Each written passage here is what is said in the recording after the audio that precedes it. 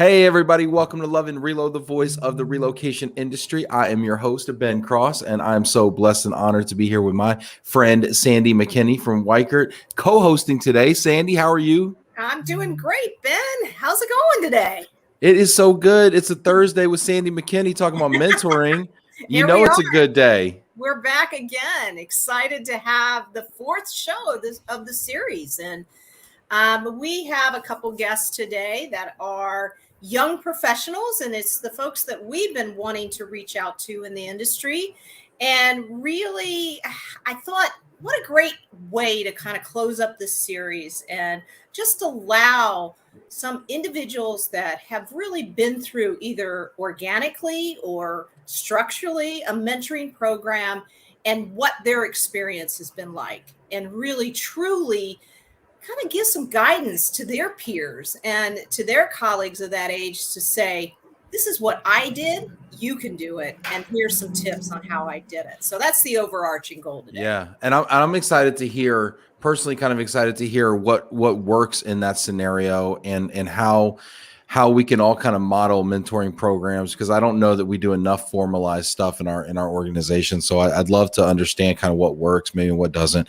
And I'd love to hear from people in the comments, because I'm going to be working the comments. That's my job today. Sandy's the lead here, and I'm going to be working the comments and doing some of the color commentary. And so get active in those comments. Let us know who you are, where you are. Give yourself a shout out. Give our guests a shout out today. Let's see here. We got a bunch of people checking in right now. I'm just going to honor a couple of people here. Tim Nowak checking in from Denver. Shout out to DJ Lizzie Beats. Liz, everybody calls you DJ Lizzie Beats. It's really caught on in a big way. You're like a celebrity. I know. And a few years ago, I was trying to get everybody just to call me Elizabeth. So I a few years ago, you're like, just call me. Yeah. I'm still saying that. That's great. Faye says you all look amazing. That's awesome. Faye's great. Elizabeth, here's another Elizabeth checking in. Good to see y'all. Erica, more of my faves. Yeah. What up, E? Yeah. Jack Jampel checking in. What's up, Jack? Love to hear your thoughts. Jack always has good thoughts. Absolutely. Cliff Bierman checking in. Sue, Mike Falia. Hey. Check. Oh, there you look go. at that. Vinny Valvergi checking in from the West Coast. Hey, Vinny. Jana checking in from Rio de Janeiro. Fantastic. Stacy, super producer Stacy. Got to give Stacy a big shout out. Stacy's the glue. Stacy's amazing. Isn't she? Always. Amazing. Always. She's getting Nikki on. There we go. I made it. All right. Take it away, Sandy. All right. Well, let me introduce our guests today. So we have two guests, and we've been having a little bit of technology challenges, but not a big one. So we're all here, and let me start with Liz. Lizzie DJ Beats is coming to us from downtown Chicago, and Liz is somebody who I've gotten to know over the last couple of years from CRC. And she is now the Relocation Director at Century 21 affiliated in Chicago. So welcome to the show, Liz. Thank you. Thank you, guys. I'm very excited to be here and kind of share my story. So are we going to get started right away? Or do we just let me introduce Nikki, and then I'm going to start asking you ladies some questions. Yeah, let's do it. Some comments from the audience. So my other guest today, Ben, is Nikki Thomas. And Nikki is Global Mobility Specialist for Micron Technology out of Boise, Idaho. And Nikki is just supercharged to come share several of her different experiences on how she's gone through some mentoring programs. So Nikki, welcome to the show. Thank you. I'm very excited to be here. I really like what you guys have put together. It's been great to watch. Yeah. Well, thanks, ladies, for being here. So Liz, let's start with you, and then we'll get to Nikki here in a second. One of the things that we really want to learn is, and we want to learn from you today. So we want to learn some of the experiences that you all have been through and how it's really impacted your careers. So why don't you tell us, Liz, a little bit about your story, but where you started in the RMC space and how now you leaped into this position as a reload director at Century 21. Yeah, so I started out as a receptionist at the leading real estate companies of the world. It's actually a really cool story, but we're just going to keep it short. I was only supposed to be there for one day, and it led into a week. And then here I am several years later. Now I'm Relocation Director at Century 21. And how that kind of happened was that I was supposed to be there for one day, but then they saw potential in me, so they wanted to keep me around a little bit longer. Well, then it turned into a full-time position. So, I kind of did some work for them at the front desk for a little bit. We also, during the time, we're going through the economic crisis. So during that time, I was able to, at the front desk, work for different, different departments throughout the company, which was great. One of them being Relo Direct, their sister company. So with that, as time went on, Relo Direct would continuously give me projects. They liked what I did. Dave Smith, who is one of my biggest mentors, he actually came to me at the front desk one day and he said, "Hey Liz, how would you like to work on a group move project with me?" And I was like, "What's that? I don't know what that is." And so I did. They saw so much potential in me. They liked my work, and I went over there. I started out as a client service specialist.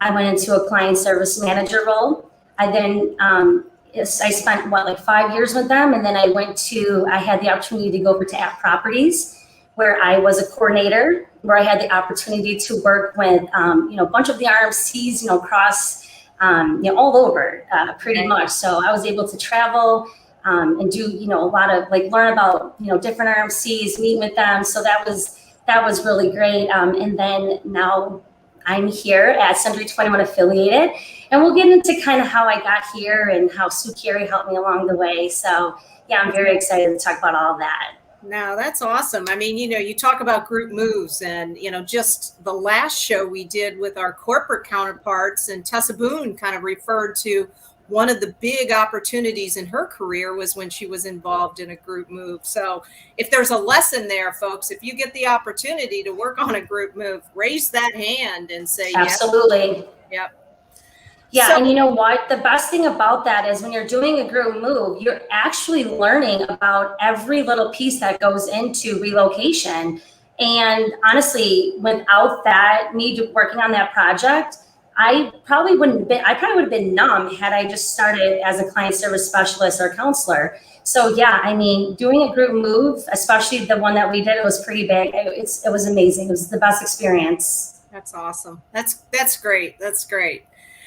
Nikki, why don't you share a little bit about how you got into the mobility space and your history there at Micron, and how basically you saw the opportunities, and then we'll get into a little bit more about the actual programs that you've got involved in. Sure. I'm similar to Liz, where I did not start out in mobility. In fact, I don't know of anyone in the industry that has, but I had just gotten my degree in HR, and I knew I wanted to work in HR. And I actually joined the team as an administrative assistant. And at the time, I was supporting one of our senior VPs, and he oversaw the mobility group. And I really tried to take advantage and just work on a lot of different projects where I got to meet a lot of different people and learn from different people. And in fact, one of the projects I worked on was for the mobility team. They were doing a revamp of their policies. And so I helped go through their policy documents, looking for errors, those kind of things. And so when the need arose, we had a need in the mobility team. Somebody had left and they needed somebody to step in and kind of help. I was somebody that they thought of that might be a good fit for the role. And I've been very fortunate that all of the leaders that I have had have really gone that extra step to be more as a mentor. And my very first colleague in the mobility space, her name was Nancy. She really took me in as a mentee as well. And I learned so much from her. Even just observing how she handled different situations, like how did she go to leadership with bad news, or how did she prepare for different meetings with different stakeholders, and just observing how she handled things. I learned so much from her, and she really helped me with a lot of different learning opportunities as well. And early on in my mobility career, I actually got the opportunity and she had helped me with this. I got to travel to Singapore and meet our team over there and work on a project with them. And that was definitely one of the things that really, I think, helped me get going and learn the mobility space. And it was just such a great experience that I'm super grateful for. I know. I mean, what a cool opportunity. I mean, early in your career to go travel abroad, get to meet some of your colleagues, as well as to learn a different culture and understand the mechanics of the actual inner workings of a different group over there. That's just exciting. And, it was awesome. Especially so early on in the career. Yeah. Ben, any questions from the audience you have? Well, let's get those questions going. We got a couple comments. I've been playing a few of them as they've come in, and we got a couple I want to go to. But there's a couple themes that I'm hearing here when I'm hearing Liz and Nikki talk. One, they both started out really on the bottom of the organization, entry level, right, and just got that opportunity and obviously ran with it. And I guess my question would be, what was it kind of just getting your foot in the door? And I don't know if this was your plan from the get-go or not, or what your thought process and mindset was, because sometimes, let's be honest, sometimes we just need a job, right? But like, you got in the door and you managed to work your way up to where you are now. What was it about mindset or things that you did that you think contributed to that pathway for you? How about you, Liz?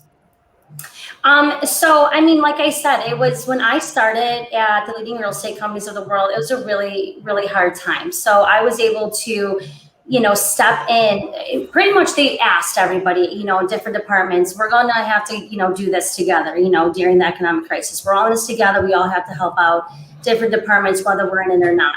So I think for me, I just right away, like right out the door, I just had the opportunity to learn and work with different departments. And within that, I was very interested and intrigued by, other like certain departments. I wanted to do more. I wanted to learn more.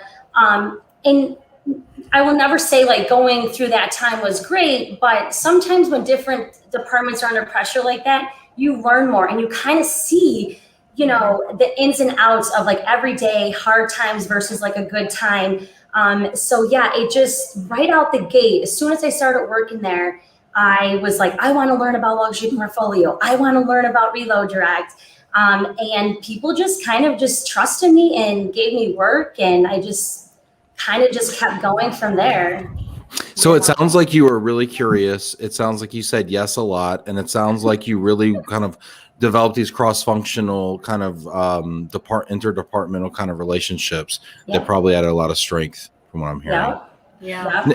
Nikki, what was it for you? What kind of like, would you say like personality traits, or like looking back on it retrospectively, what was it about you think that, or that you did maybe that people can learn from maybe and how to get ahead? Yeah, I've always been one where I ask a ton of questions, and a project comes my way, even if I have no idea how I might tackle it or start it, I'm going to say, yes, let's give it a try. One of my early on leaders had told me that self-doubt is the #1 success killer. So they're like, even if you don't know what you're doing at the beginning, like you're going to learn just in time. And you have people on your team that want to help you. You have people that are on your corner that, want to see you succeed. And so even when you don't feel comfortable stepping outside your comfort zone, to do that anyway, because that's really where the most self-growth happens. And when you're intentional about stepping outside of your comfort zone, that's when you're going to really push yourself, and you're just going to get more opportunities. They'll just keep coming at you. And I think that's, when those doors open, you got to run through them and hope you're not going to fall flat on your face, and do the best that you can. Yeah. Well, and we talked about that a little bit, Nikki, as far as having intention and really looking at that. And that's part of a good mentorship, is it not? That in order to really get something out of this, you have to understand what's your purpose, what's your intention, and what's your outcome of what you want in that program. So to raise your hand, like you said, but then most importantly, have intention on how and what I want to do.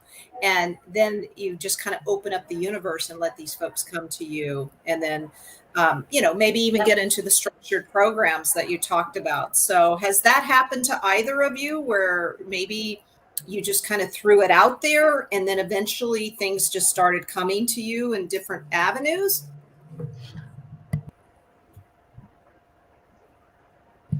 Go ahead. While you think about that. I mean, kind of just, what Nikki was saying, for me.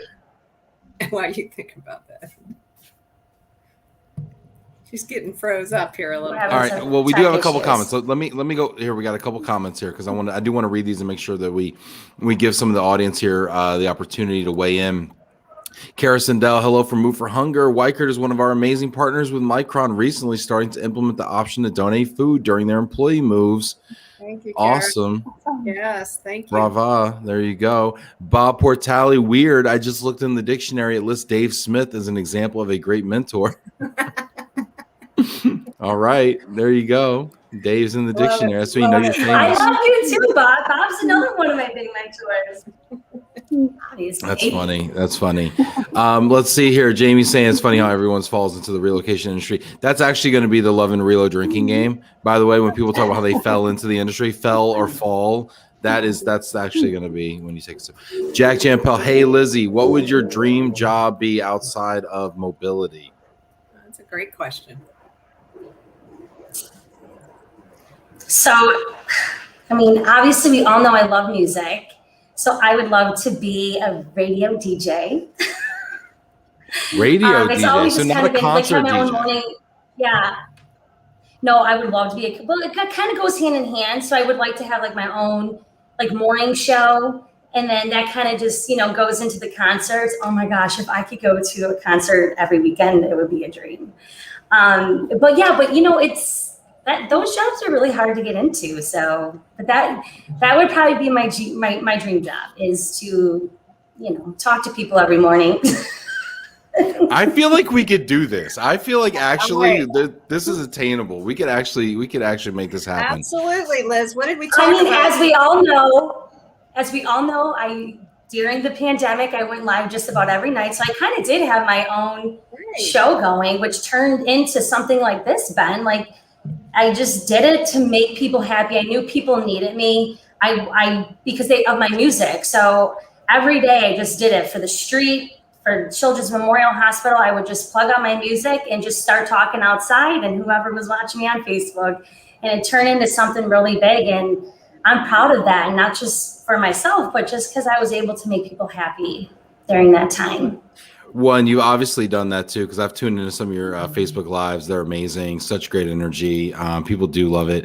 Vinny saying DJ Lizzie Beats at ERC. You have to be there. That's great. You must be there. Now, this is interesting. Evan Miller says Liz's first day at leading RE was also my first day at Relo Direct. That's right. Time flies. Yeah. And Evan and I were two of the, Evan and I, we hit it off right away. We were very young, in the industry. And yeah, he and I, we were buds. I love Evan. And we still are till this day. That's awesome. Well, let's morph into a little bit more. And I think that's a great question, Jack, as far as your ideal dream job. But Nikki, let's talk a little bit more about specific mentoring within some of the organizations at Micron, for example, that you've taken advantage of and some of the other mentoring programs that you've been involved in. Why don't you share a little bit about that, if you don't mind? Sure. Yeah, I am actually in a mentorship relationship right now. This one that I'm in right now is not within Micron. I actually approached my leader. I was really looking for a mentor in the industry, in another sector that I could learn from and really just get insight from and to help me with a few things that I had on my list. And so we actually have structured that mentorship right now around a book.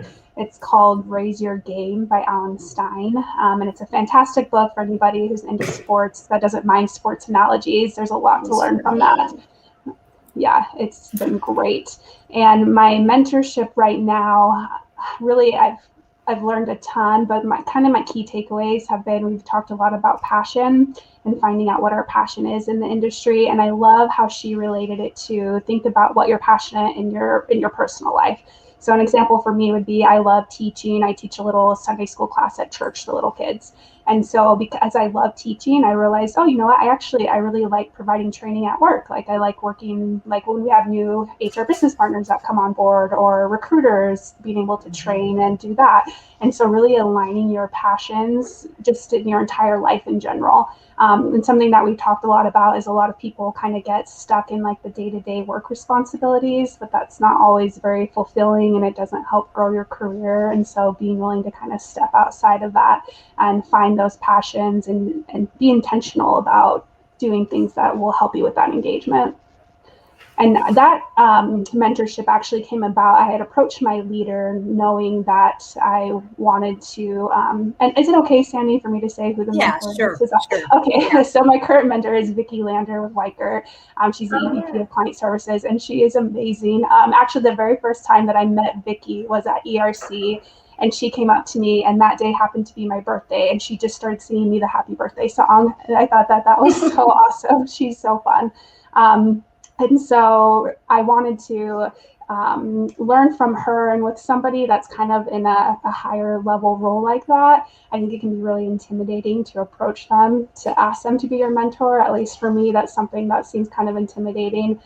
So I had done it through I knew my leader at the time, had regular check-ins with her. And so I had and that was a connection that he helped me make as well. And he's been a great mentor too. And I think that at the end of the day, just being yourself, because you want a mentor that you're comfortable with. And so if you're trying to put on a facade or really you want somebody, I think those are the relationships that are going to make the biggest difference, where you can be yourself, they can as well, and you can just really learn from them. No, I think that's great. And Ben, we had Vicki on the show, and Vicki was the one that came to me with this idea and said, wouldn't it be great to hear from the young professionals that are being mentored? And immediately I thought of Liz. I thought of, she recommended Nikki and said, this would be a great show to really not hear from the old shoes, as I call them, the old sneakers, and really learn from the folks that have raised their hands, that are looking for help, and how to morph that. So Liz, tell us a little bit about something that somebody like a Sue Carey, I know she's been pretty instrumental with your mentoring. Tell us about an experience that she's given you some guidance on, and then what that basically looks like, and how you really listened to that advice and how it impacted where you are today.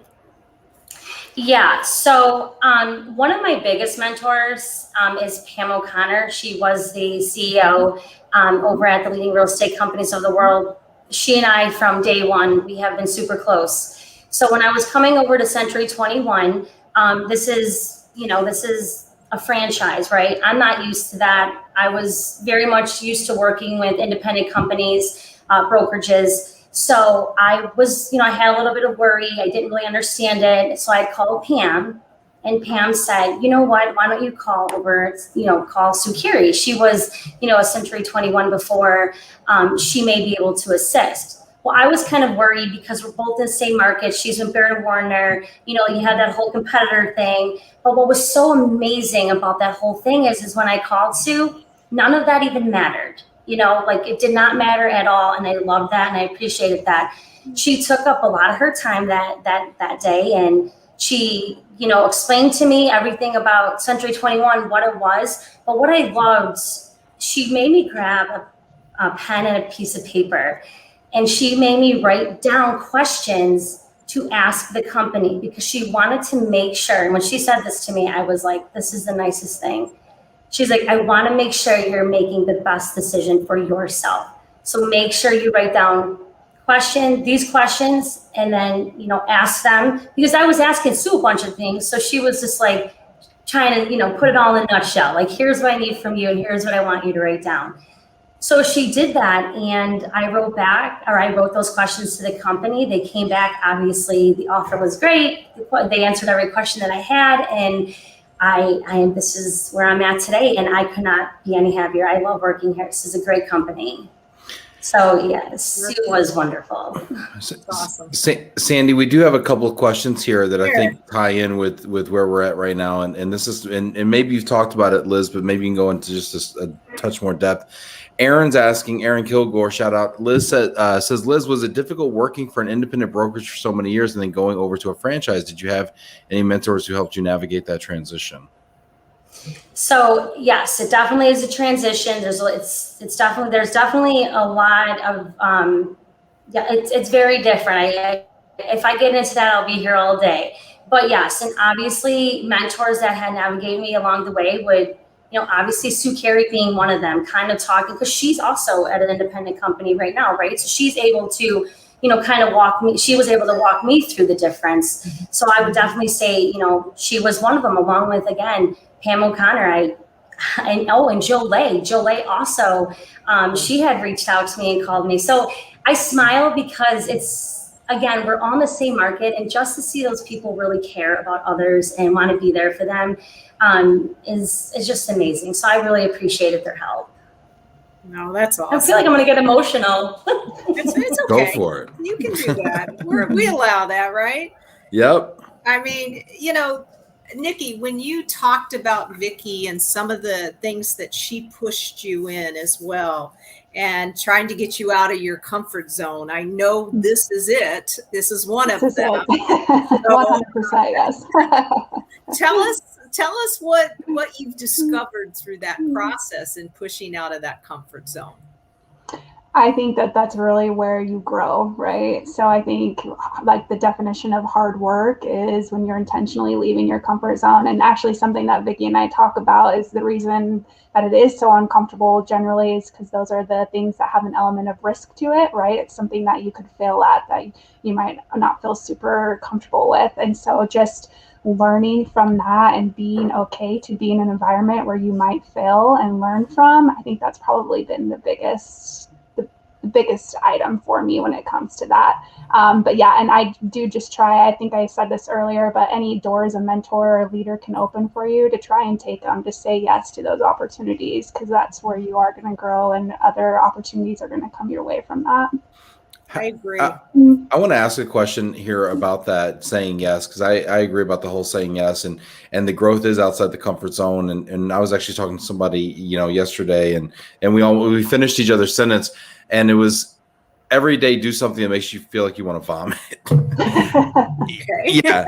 They get you that nervous in your stomach where you feel like you're like sick because you're like, I'm really out there. And it could be going on a podcast, could be public speaking, tends to be a lot of that for a lot of people, putting yourself, asking for a raise, asking for a promotion, whatever.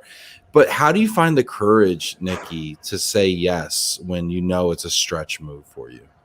Yeah, for me, that comes from preparation, to try and prepare as much as I can. If I feel like I've done enough work and preparation and I go into it and I'm like, I've done as best as I can. So now it's just whatever happens, it's going to happen. But at least I can feel good going into it because I've taken that time to prepare. At least that's just my personality. I'm very type where I need to look at things, try to prepare as much as I can. And that's kind of how I push myself to say yes in those uncomfortable circumstances. That's really wise. I think the preparation can definitely limit the anxiety for sure. Mm-hmm. And in the book that we're actually doing in our mentorship right now, they talk about that a lot. They call it the unseen hours. So it's the time and prep you put into the unseen hours that's going to help push you to the next level. Mm-hmm.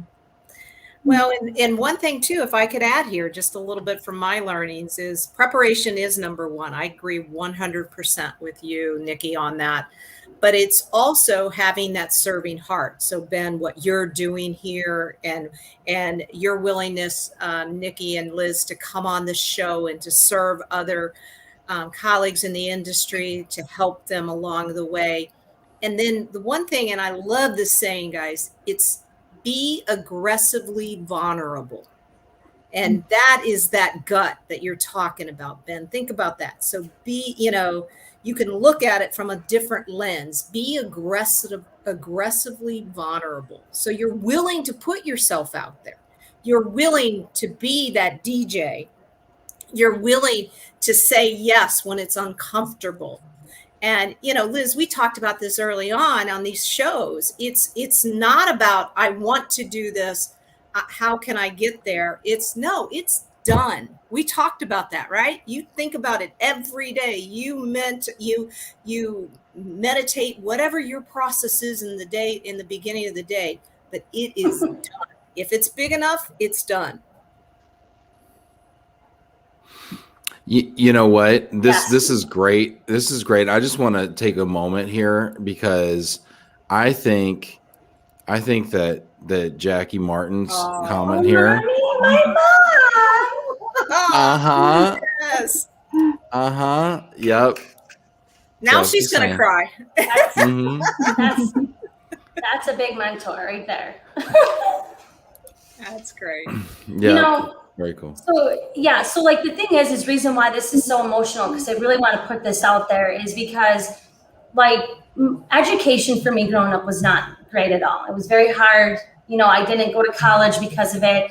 So to see where I'm at today, I'm just so proud of myself and just everybody in my life that helped me to get there, to help me believe in myself. Because honestly, without that push and people believing in me, I wouldn't be here. So so exactly. Number one, my mom for sure, my biggest fan, and my brother. There you go. She's got the family. Yep. How did this happen? I don't know. Facebook. Wow. And they all know I'm on it, so yeah, that's great. Yeah. We do have some questions here coming in from the audience here. Sandy, what do you think? Should we get to some of these? Yeah, let's see. All right, cool. Oh gosh, Matt, look at Matt. That's awesome. Veronica, agree with Ben. Liz can have her own DJ show in the AM. Get going again, Liz. Liz, you might have to start doing LinkedIn lives at like 7 a.m. just to get everybody. There you go. There you go. All right. Jack has a question. Jack has a question for Sandy, actually. Jack says, Sandy, would you comment on a mentor's role to ensure covering potential career paths within or outside of mobility? What are your thoughts on that? Well, I think it's so interesting because we've been talking about mentorship now since April, Ben? We've been really talking about that and really looking at how we can give. And so one of the things you and I have been talking about this whole program has been, let's just take this organically and see where your audience wants to take it. And that's what we've done. And so as a mentor, and the role that we really provide is getting a platform like you have here, Ben. And Jack, I know you've got the Clubhouse and other platforms, and I know CRC and Wisconsin ERC, we're having our event coming up, Ben, and I haven't even had a chance to talk to you yet. I know you're going to be there, but we're doing a session on mentoring. And I want you to be involved in that session with me. And we're going to talk about what we can do. And let's start taking some massive action. So what does that look like? And to me, what that looks like and what we can do covering the potential career paths within and without, basically at that point, then we're going to say to the Liz's and the Nickis of the world, what do you want? What do you want? Because trust me, the Tessa Boones and the Amy Spikers and Vinny and who else did we have on that show? Just tons of people. Yeah, I mean, they all want to get involved. I mean, Pam Jacknick. I mean, all the people, Shayla King. We had so many people on this series that are saying we want to help, and every single one of them is coming from a serving heart. And the role that we can play there is to say, we want to give this to you. Now, what do you want? Yeah, we can tell. I can sit here and talk all day. I mean, you know that, Ben. We can talk all day about this stuff. But it's like, what do you want? And that's what I think I really would like to see the massive action now is to say, okay, let's use a platform. 3 questions. What are you looking for? What type of mentoring are you wanting? And is it specific to a reload director? Is it specific to a corporate individual that wants to get ahead and now maybe take a different role? What is it that people are looking for? And then say, okay, here's 6. Jody Harris was the other one that I couldn't think of, but Jody, wants to be able to mentor corporate individuals. So it's like, what can we do to match these people? So that's the next step.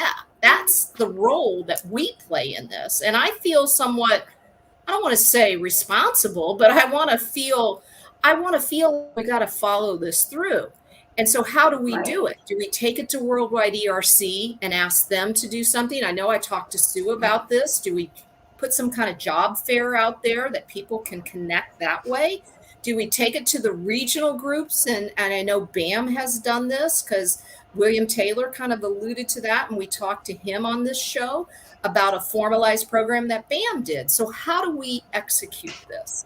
And that's what I'd love to hear from your audience, because I don't have the answers. And you and Ben, we can figure this out. It's not that hard. Yeah, I agree. And your approach, Sandy, first of all, thank you, and so much credit to you for being the catalyst to have these conversations and pushing forward and taking massive action. I love that. You know, that's been a theme, right? Taking massive action. And now we have more massive action to kind of stack on top of here. Exactly. And I love the idea of kind of crowdsourcing this and having everybody chime in. So love to hear if you have comments, you want to throw those in there in the comments about how we can take this to the next level, or what the next step is, or if you want to get involved either as a mentor or a mentee, just throw it in the comments and we can go back and we can source from there as well.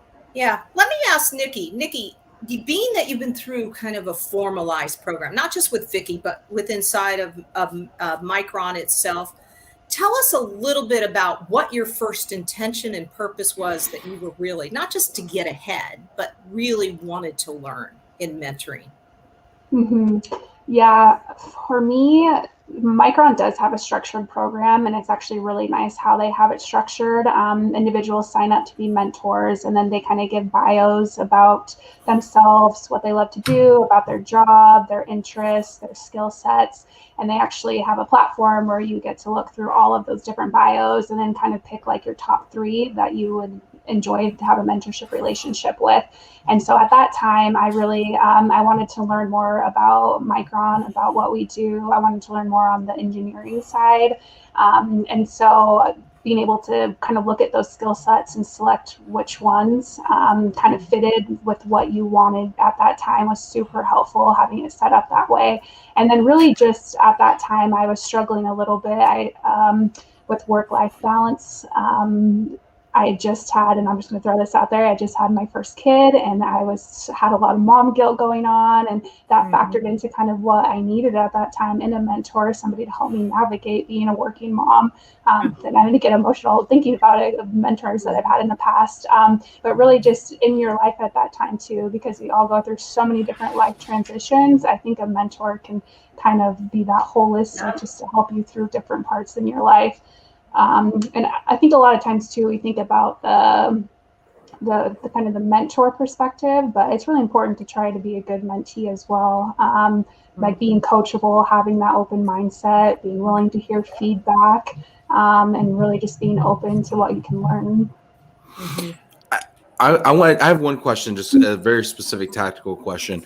When Micron did it, did they use any kind of a software platform to pair people, or was there a mechanism for how did they put people together?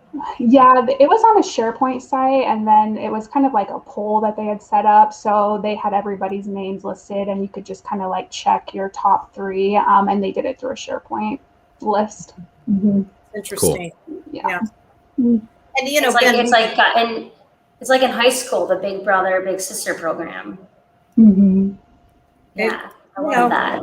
And that's what a great program. I mean, I was a big sis for many, many years, and it was something that I got so much out of, more than my little sis. And it's the same concept, right? It's the same concept, for gosh sake. But Liz, how about you? When you started really seeking the mentors in your life, what was something that you could really kind of pinpoint on what made you successful in listening to those mentors? Okay, so obviously, it's strange, like, because we've been talking a lot about working from home, and I'm a pro working in the office. I do believe in flexibility, but had I not had all this time in the office to watch and learn and listen, I probably would be doing things a whole lot different now. But for me, I remember I just loved that I had the ability to go walk up to somebody in their office, or if they're just like walking by the front desk or something, or wherever it was that I was working at the time, and I would be able to, ask a question. And I just remember the one thing that always sticks out is when I went to Bob Pertali, and I said, Bob, I want to go to this conference. And he said to me, okay, well, he wanted me to like write up why I should go, kind of like a proposal, and make me kind of like, work for it. It's just not going to get handed to you. Tell me why, like, show me why I should let you go. Because again, if he lets me go, he's going to have to let everybody else go. But I was always so determined, like, no, I want to go to that. So I did that. But it was one of those things is like, you do the work, you show me, and then, we'll go from there. So I think that's kind of just, something I've always learned is no one's going to come knocking at your door, and say, hey, you do, like, here's like free life, like here's a free job. You have to work for it. And so that's exactly what I've done. So, like Pam and Bob, working for those two, that's exactly how it is. You have to work for it and show them. And it's all work hard, play hard. And that just I kind of just took that in everything I do. And so you want to talk about, I always have a pit in my stomach because I find myself to be very courageous sometimes because when I want something, I go for it. So, and then I go to those people who can, help me get there. And 9 times out of 10, they're going to, walk me through that. I'm not doing the work for you. You do it for me, or you do something and then I'll show you the rest of the way. Exactly. Yeah. Liz, I really like what you said about going to the people that are going to help you get there, because that's such a huge thing. Like our teammates, our leaders, like just asking for help in those situations. Like people are so generous usually with their time. And I just want to throw out there too, because it's like I was raised at Leading Area Reload Direct, and so they were like family. So to be able to have that type of relationship didn't make you always feel so scared. It always made me feel like, well, I could go to the CEO, I could go to the VI, like I could go to the VPs, like I could do that, right? Like nobody ever intimidated me because we built that bond. And that is something till this day I miss, because that was a very special company.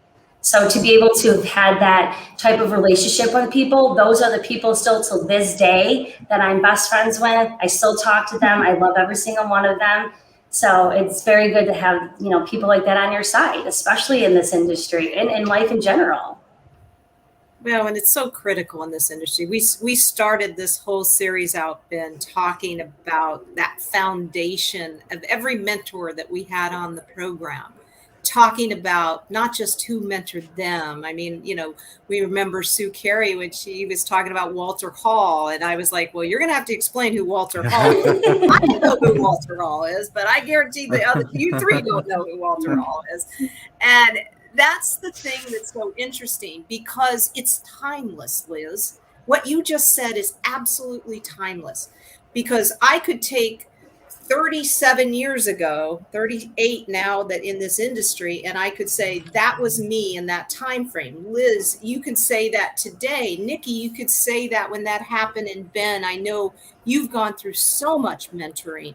It's timeless. And that foundation is so critical on who we are and how we are today.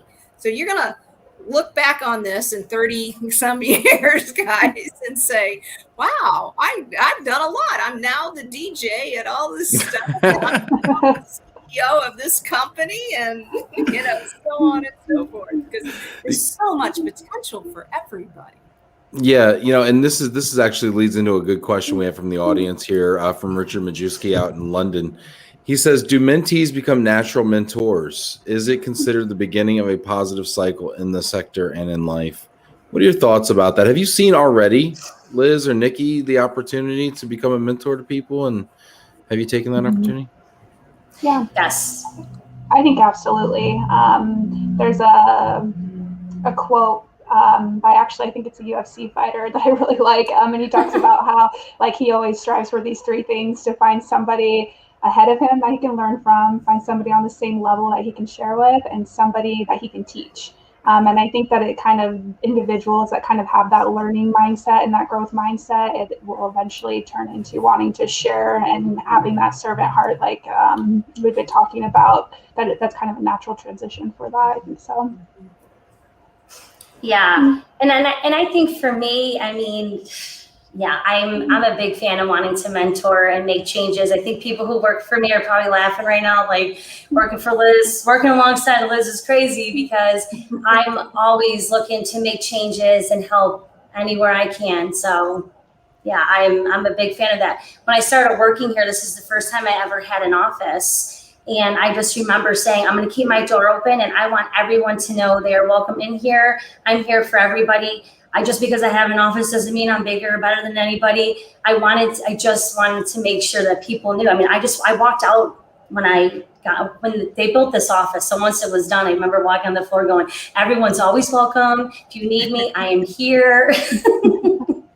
Because yeah, I mean, I just want people to know, like, I'm here for them.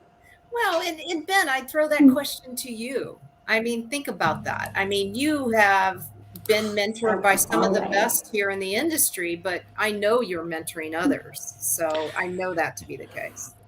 Yeah, I mean, I think it's one of the biggest blessings of my life and my career is how many people have felt, I don't know, comfortable, called, whatever, to share with me just pointers, tips, tricks, insights, very personal things, very personal stories.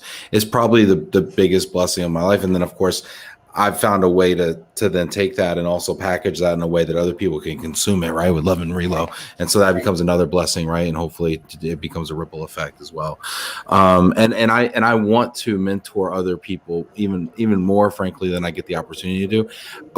I'll be candid here.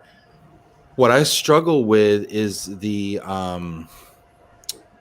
formalized mentoring and the commitment, I think, that goes into it, and the structured. I think maybe that's the word I'm looking for, is the structured mentoring. I struggle with structure in general, and so which is why I set this appointment in very public ways. It's like, this is when I'm doing it.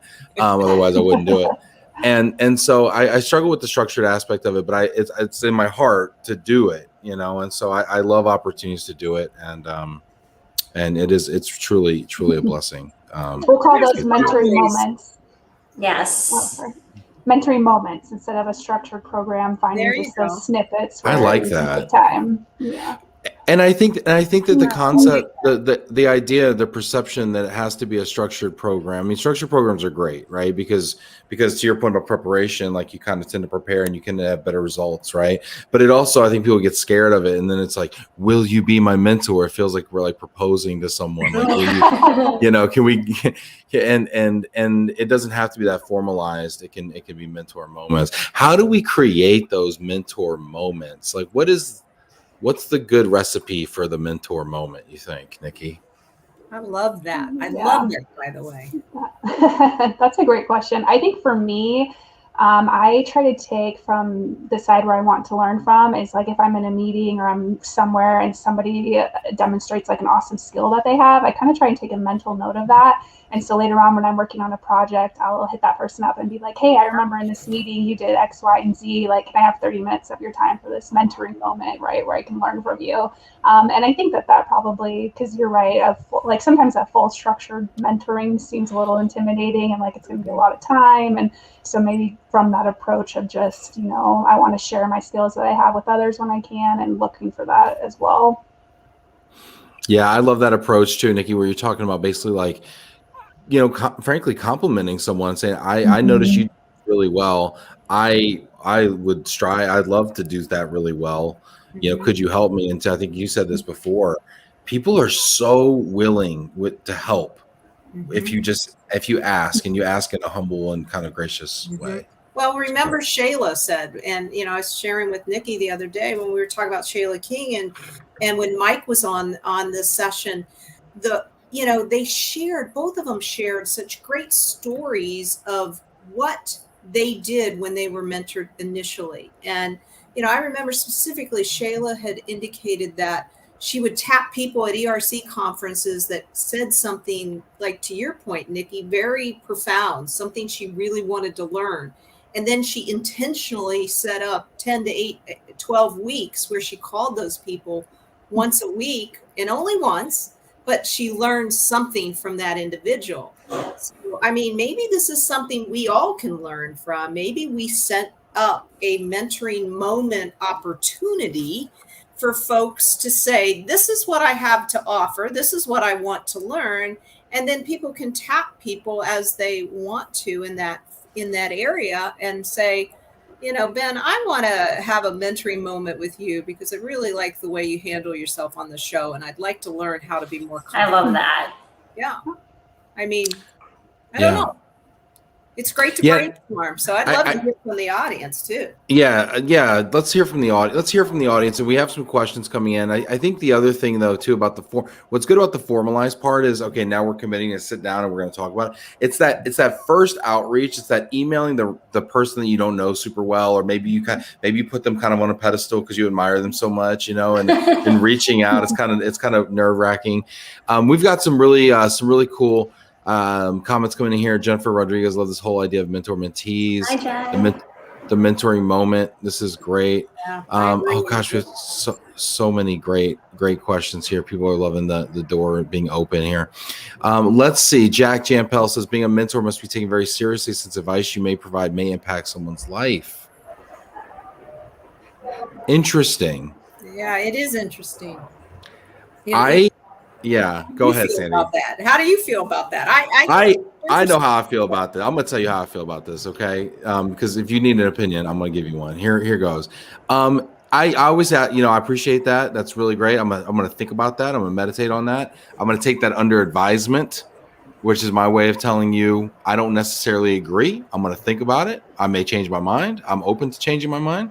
If I get advice that I don't think is maybe spot on, for instance, and because I think sometimes, people give advice, but it also comes with their own baggage sometimes too, Right. and their own. Look at it, and if I can add on to that, I look at it from every single person, in my opinion, is giving advice from a serving heart and with good intention. And if I sit here and say, I really believe that having a positive mindset is going to impact the way I sell in the relocation space, then that's what I'm going to share with another salesperson that comes to me and says, how do you get out of a rut? Or what do you do after so many years? Or how do you get started?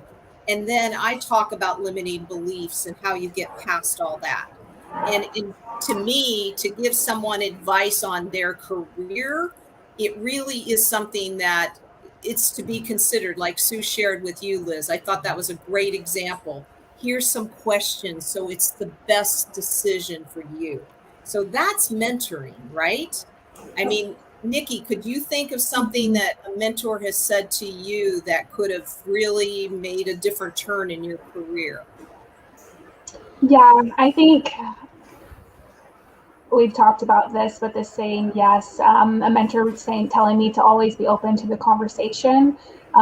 Sometimes because of life and different things, I could have had and probably would have naturally maybe turned down some of those conversations, but I've tried to now always keep that in the back of my mind, always be open to having that conversation, always say yes to that initial outreach, just because you never know, like that's how you build your network. And I think kind of along that same lines too, it's really nice sometimes to have a mentor type relationship outside of your role in your industry and your own group, because I think that is where we might get the most unbiased feedback or takes, just because they don't really have any skin in the game. They don't really, they want to help you and put you in your best possible situation, but at the end of the day, it doesn't really affect them. So I think that sometimes that's where you can solicit the most honest feedback, is somebody that's not in your circle at all, that can just look at it and say, this is what I would do, or this is how I've handled it.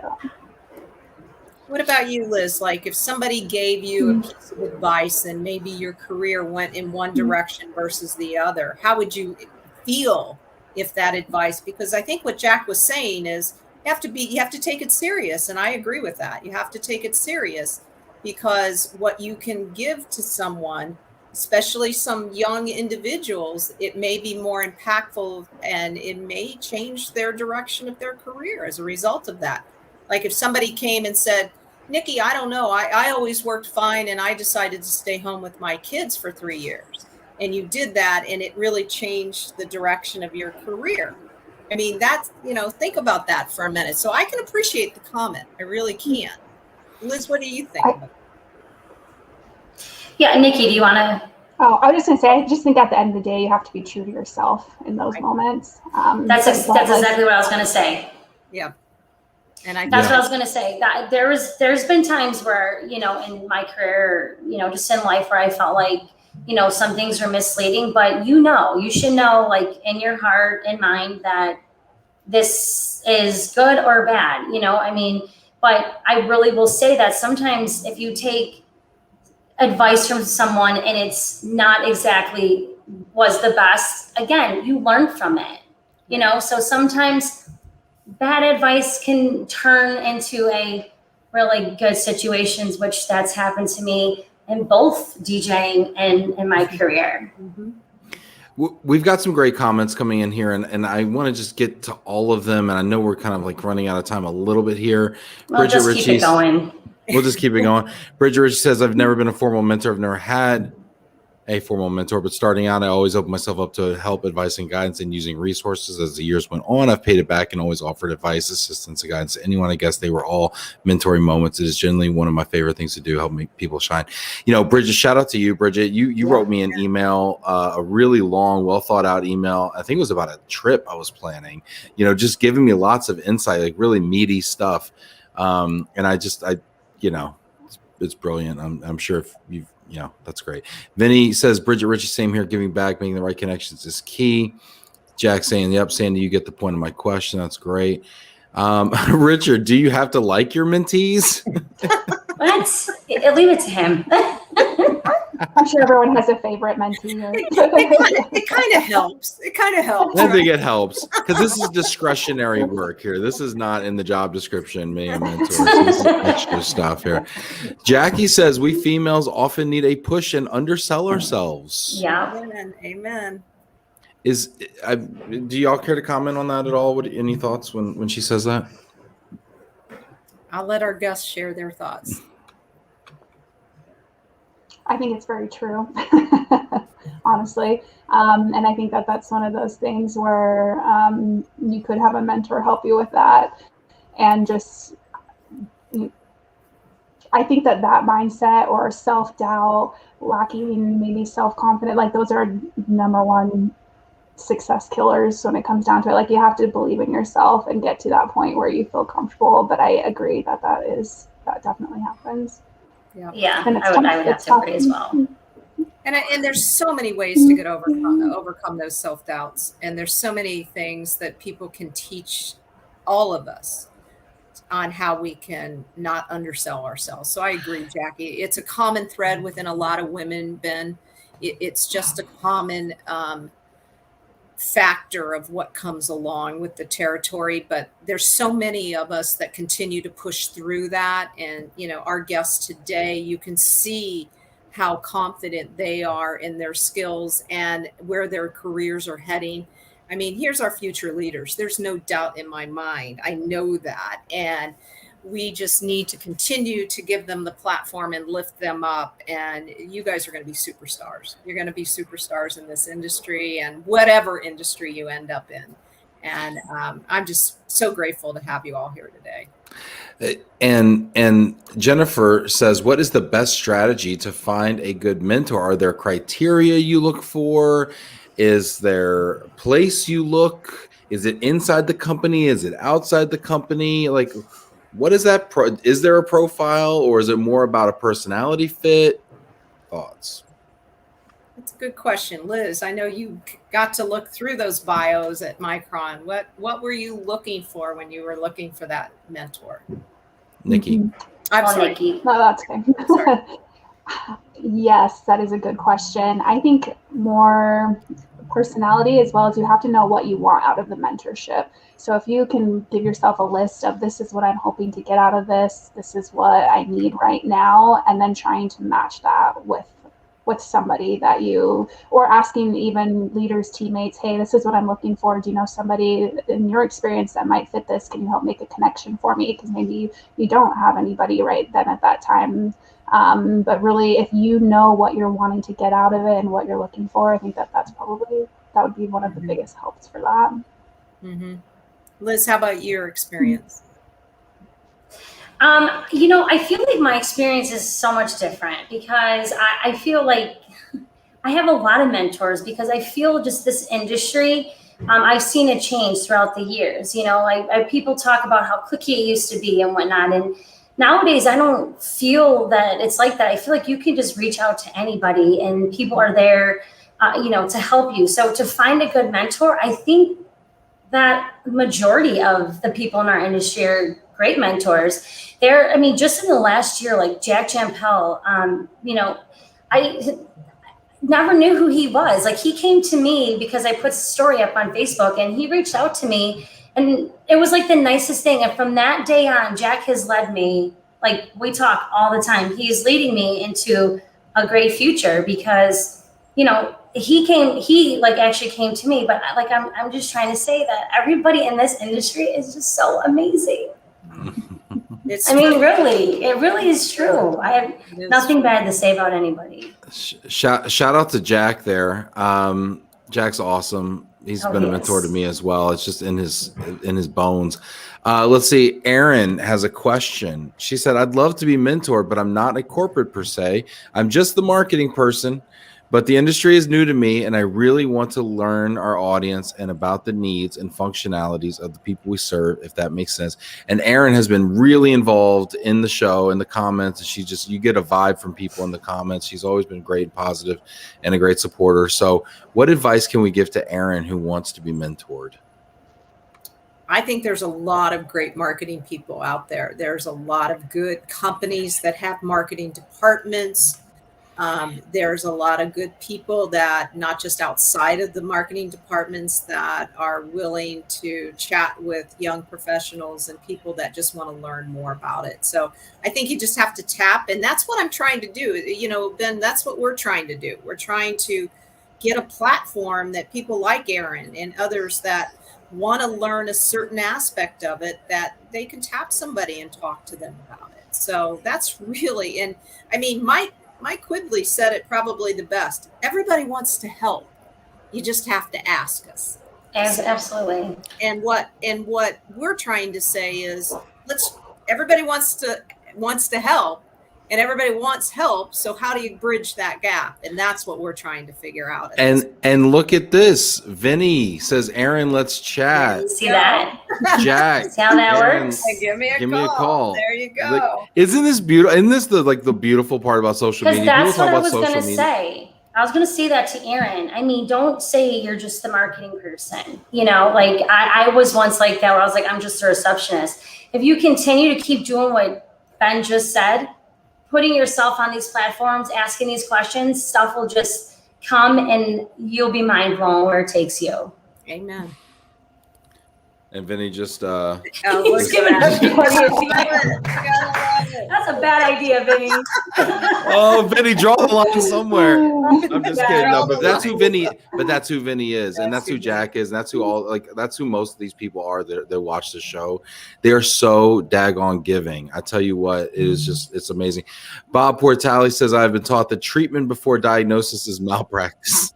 Unsolicited or biased advice can have a similar result. I think he's going back to the conversation we were having before. Jack loves it. That's great. Rebecca Glassoffer, everyone has a different lens. That's the amazing part of mentorship, but with all advice needs to be right for the right person. Absolutely. Yeah, for sure. Absolutely. For sure. Oh, and then look at that, Jack. Oh my gosh, Jack. Wow. There's going to be no sleep tonight for you. It is. This is great. This is so great. Oh, it's great. Well, ladies, any final thoughts that you would like to share with the audience today, as far as what anyone could do or should do if they were in the same situation as you and looking to be mentored, and how great it's impacted both of your careers? And Nikki, let's start with you. Sure. Yeah, I absolutely would just encourage you to go for it, even if it's intimidating to take that first step, because that's where you're going to find that growth. And I think for me, I've had so many good mentors throughout my career, and I've only been in the mobility space almost 5 years, so I'm still very, very new. And I don't know where I'd be without them today. They've helped me so much in just learning and in growing and opening so many different doors and opportunities for me.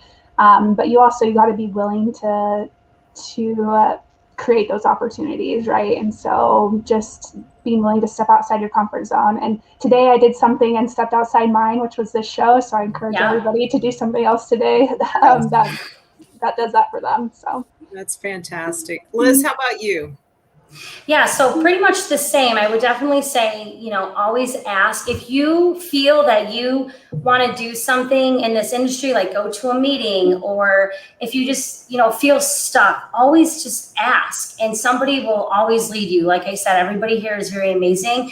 And that stepping outside your comfort zone is so major, because that's something I feel I didn't do for a long time. I was scared, I was intimidated. But once I just let loose, I just keep going like a bull. It's once that door opens, just go.